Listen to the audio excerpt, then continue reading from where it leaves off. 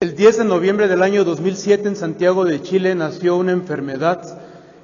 Ya se había manifestado antes, desde mucho antes en el mundo, pero solamente hasta ese día, en ese lugar, se comprendió bien a bien de qué se trataba y hasta se le dio un nombre de mucho linaje y prosapia. Y yo, sin saber en ese momento, asistía al nacimiento de ese síndrome, sin saber que en algunos cuantos años me iba a contagiar del mismo.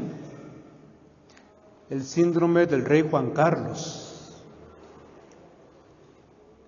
Cuando Hugo Chávez se la pasaba hable y hable en la reunión de los Estados Americanos, hable y hable, y quería hablar Zapatero, presidente de España, y Hugo Chávez seguía hable y le apagaban el micrófono y él seguía hable y hable, hasta que el rey Juan Carlos le dijo: ¿por qué no te callas?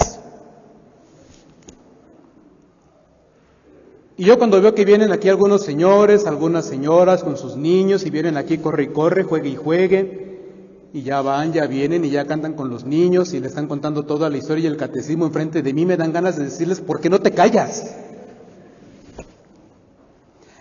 Es un síndrome que se define por la incapacidad para escuchar la misma necedad una y otra vez, y la que a mí me tocó es una variante muy precisa, que es la de la irrespetuosidad con la que asistimos a la escucha de la palabra de Dios como si fuera el anuncio del mercado.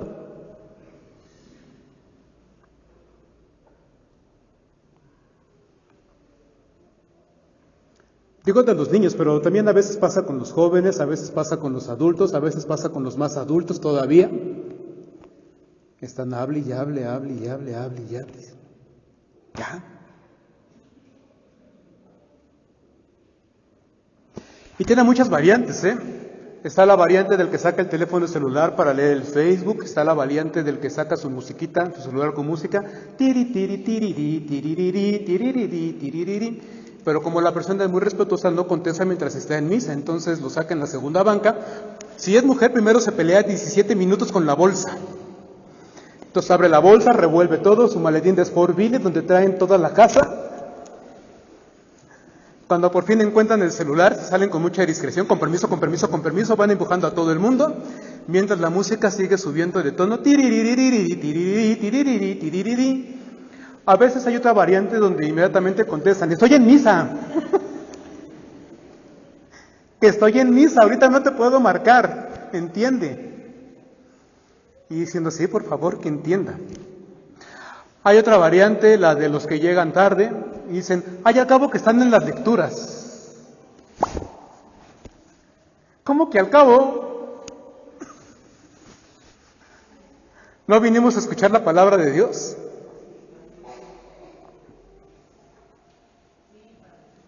Estamos en el Evangelio y está la gente aquí en su novena, en su manda, rezando las 47 Aves Marías que tienen que rezar frente a la Virgen de Fátima, para que cuando se oscurezca el mundo, en el fin del mundo, tengan sus lucecitas bien prendidas. Son variantes del mismo mal. A mí ya me dio. El esfuerzo supremo que hago, porque digo, van a decir la gente que es el Padre, y cómo el Padre se va a enojar, pero sí, los curas también nos enojamos y nos dan ganas de quitar. ¿Por qué no te callas? ¿O será que lo que estamos escuchando, lo que estamos diciendo, lo que nos van a decir los que nos hablan por teléfono es más importante que lo que nos va a comunicar el Señor en su palabra, que es tan importante, tan santa, tan sagrada como el pan y el vino consagrados, que por eso, para escucharla, lo mismo que en la comunión, nos ponemos de pie? Este gesto que hemos escuchado en el Evangelio de Jesús, tocando los oídos del sordo y metiéndole el dedo con su propia saliva en la lengua para que pudiera hablar bien y dejara de tartamudear, de balbucear, es un gesto que se repite, que se lleva a cabo, mejor dicho, en el bautismo. En algún momento dado, quien bautiza le pone al niño los dedos en los oídos y luego en la lengua también, para que cuando las personas vengan a misa escuchen y alaben, contesten. A veces es muy frustrante cuando está uno en misa y la gente no te dice ni amén, y diciendo: por los siglos de los siglos, y nadie. Yo creo que no les hicieron el rito del FTA en su bautismo, por eso están aquí como las momias de Guanajuato, nada más así.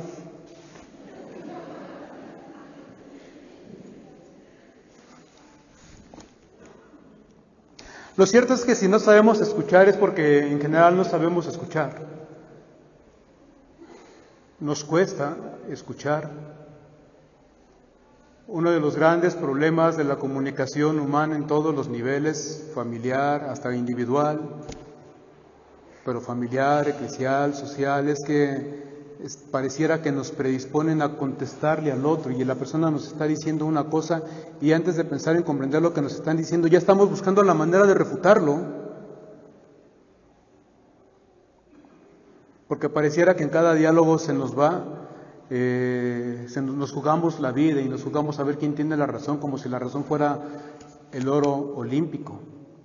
En esa ocasión entre Zapatero y Hugo Chávez, la presidenta Bachelet, que era la anfitriona, tuvo que decirles, por favor no hagan diálogo, que es la manera en la que en el mundo de la diplomacia se dice, ya muchachos, no se vayan a pelear por lo que más quieran, ¿no? Pero pareciera que no escuchamos para comprender, sino escuchamos para refutar, para rebatir. Ya hay un prejuicio que impide escuchar debidamente. Andamos saturados de ruidos en la calle, por eso no escuchamos. No es que estemos sordos, es que estamos de alguna manera imposibilitados para la escucha porque venimos saturados de ruidos. Estamos como aquel poema de Paco Stanley, ¿se acuerda que la casa, que la escuela, que la calle, la pelota, que me saca canas verdes, a la cama sin cenar? Estamos estresados porque no nos alcanza el sueldo, porque los niños lloran, porque la lista de útiles escolares, porque el uniforme, porque el tráfico. Tantito nos detenemos y comenzamos inmediatamente con los claxonazos, ya no hay paciencia, como si con 37 claxonazos ya pudiéramos despejar el tráfico. Pero estamos estresados, estamos llenos de ruidos, llenos de ruidos. Nos cuesta callarnos. Incluso el Papa Francisco, vean ustedes lo que son las cosas, cómo es la gente allá en Roma, o en Argentina. A lo mejor el Papa hablaba de su experiencia en Argentina, pero yo creo que lo dice por la gente de Roma, la que llega temprano a misa, llega 5 minutos antes a misa, 10 minutos, dice el Papa Francisco, y se ponen a cuchichear, están hable y hable. Dice el Papa Francisco, pues si no vas al teatro para que te pongas a platicar en lo que empieza la función, es para que te calles y dispongas el corazón en el silencio al encuentro con Dios. A todos nos pasa, a mí me pasa con mucha frecuencia. Está uno con el celular en la mano y tratas de poner aquí atención y dices, sí puedo. Y cuando te dicen, o no, y tú,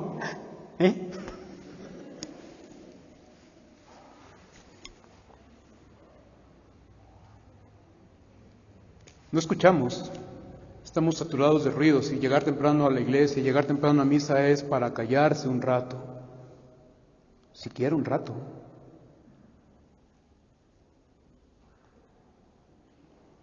Decía mi Santa Madre, ay, hasta bonito se oye el silencio. Es la actitud mínima de respeto para escuchar la voz de Dios. En los bautizos se lee, se proclama la palabra de Dios, se lee el Evangelio. Es el momento, dice Timothy Radcliffe, en el que se nos entrega la palabra de Dios a los bautizados.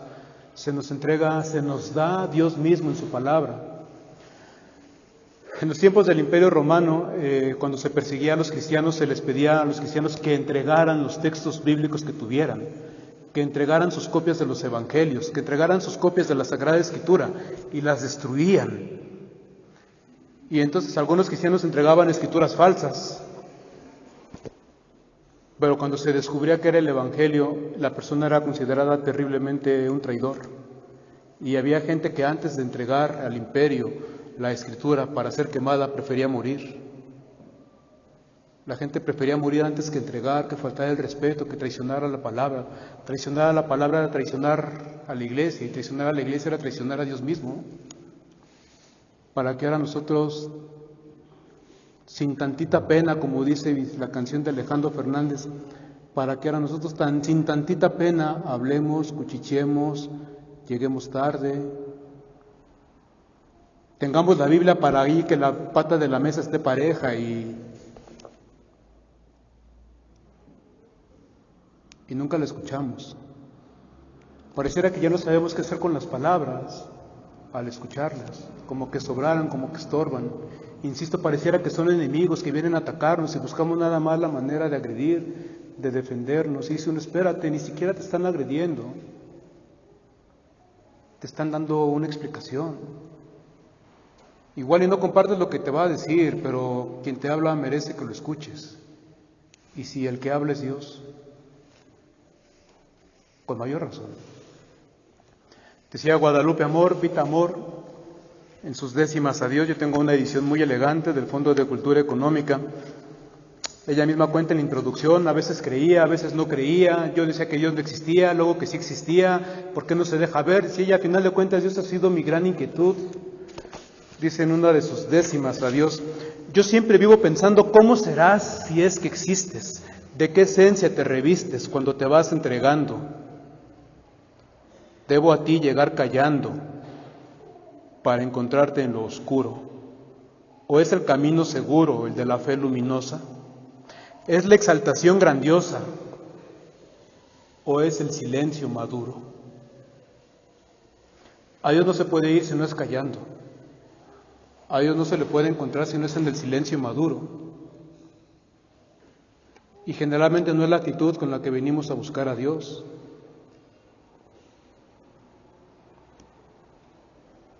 Venimos con nuestro pliego petitorio, como el Consejo Estudiantil de huelga, y queremos todos los puntos.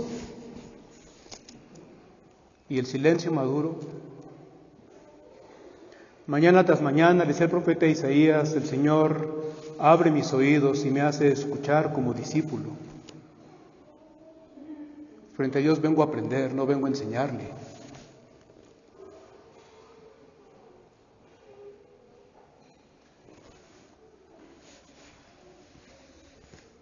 Le dijo un día Susanita a Manolito, botarate. Y dijo Manolito, ¿cómo que botarate? Y dijo Mafalda, tú vas a ser un ejecutivo de tus tiendas de autoservicio, ¿no? Y dijo él, sí. Bueno, pues todo ejecutivo de una cadena de tiendas de autoservicio necesita ser autocrítico. Así que si yo te insulto es para ampliar tu vocabulario y puedas ser mejor autocrítico contigo mismo. ¿Comprendes? Y dijo Manolito, comprendo. Y se fue Susanita y luego dijo él, ¿comprendo? Cuando Dios nos habla, ¿comprendemos?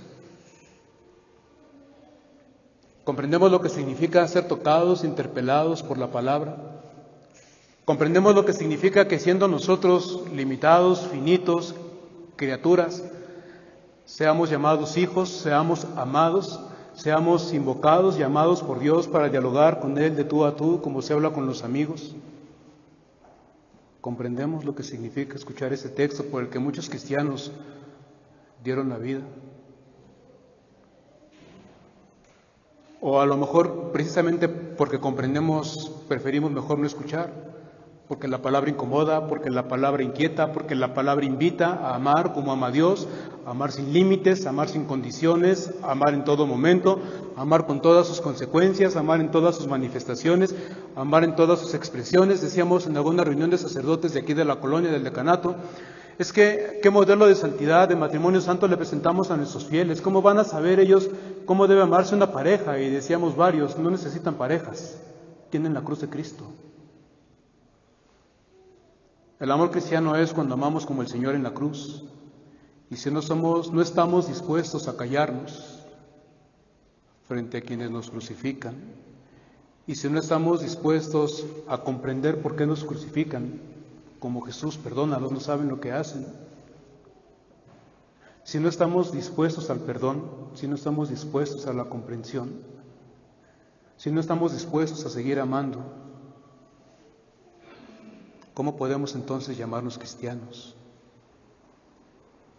La Virgen María al pie de la cruz, dice el Evangelio, que estaba ella de pie junto a la cruz de su Señor, punto. Se entiende que estaba en silencio, no estaba desgarrándose, ni estaba quejándose, y por qué a mi hijo tan bueno que era, pero por qué habiendo tantas gentes, ¿Por qué a mí? Porque ahora yo soy una mujer sola, Señor, no seas así de injusto. Pues mira cómo se te ocurre, yo tan devota, rezando el rosario todos los días. Es más, te dije que era tu esclava, sí, pero no para tanto. Ay, para eso te dice, callada, callada, punto. Lo que no se comprende se acoge en silencio y se respeta. No se cuestiona. Podemos cuestionarnos al interior muchas cosas, pero si con esos cuestionamientos vamos a herir y vamos a lastimar, guarda silencio. El silencio es noble y es parte del misterio de Dios. Somos su imagen y su semejanza. No tendría por qué costarnos trabajo el silencio, pero nos cuesta. Y por supuesto, si somos incapaces de escuchar, si somos incapaces de comprender, seremos incapaces de comunicar buenas noticias. Como este hombre tartamudo, sí habla, pero balbucea. ¿Qué puede comunicar? ¿Qué puede decir si no entiende?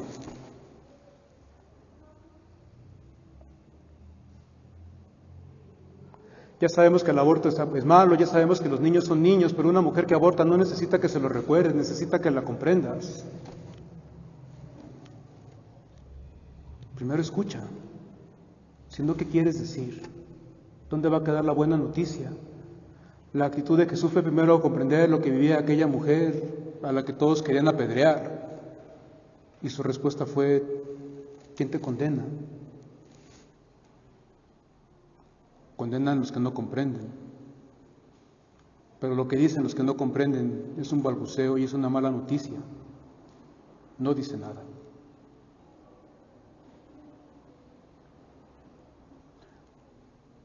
Y por eso cuando no comprendemos no amamos. Así que no se sorprende que algunos piensen que es mejor que Dios no exista, decía Pitamo en la introducción a sus décimas. Más tarde busqué su cielo olvidándome de su presencia, después fue su ausencia lo que me inquietó. Sí, por mera comodidad deseé fervientemente que no existiese.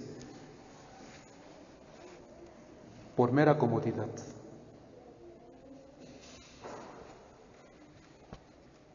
Porque confrontarte con el tener que comprender al otro, confrontarte con el aprender a escuchar al otro, reconocer que tu primera palabra no era la palabra del Evangelio, que iba a ser una mala noticia, que no iba a ser una buena palabra,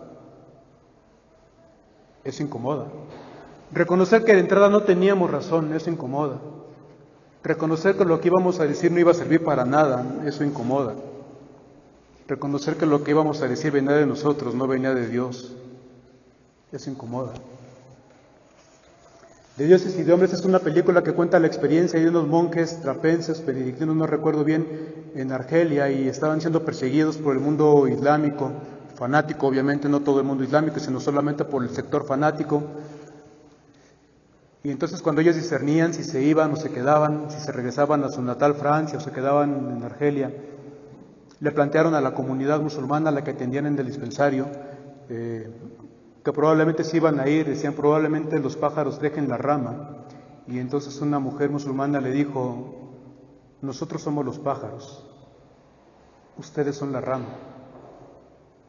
Y los monjes entendieron que si ellos se iban, no iban a dar apoyo a la comunidad y la comunidad se iba a quedar sola.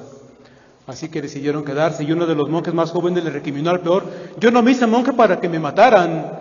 Hermano, le dijo el peor, tú ya entregaste tu vida. Desde que le dijiste sí al Señor, aceptaste entregar tu vida.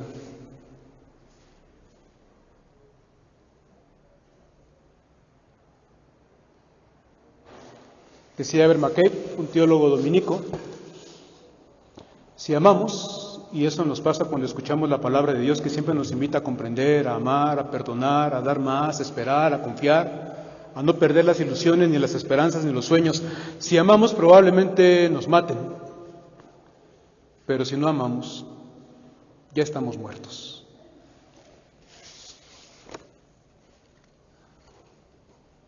Y no digo más para que no me echen en cara la frase del rey Juan Carlos.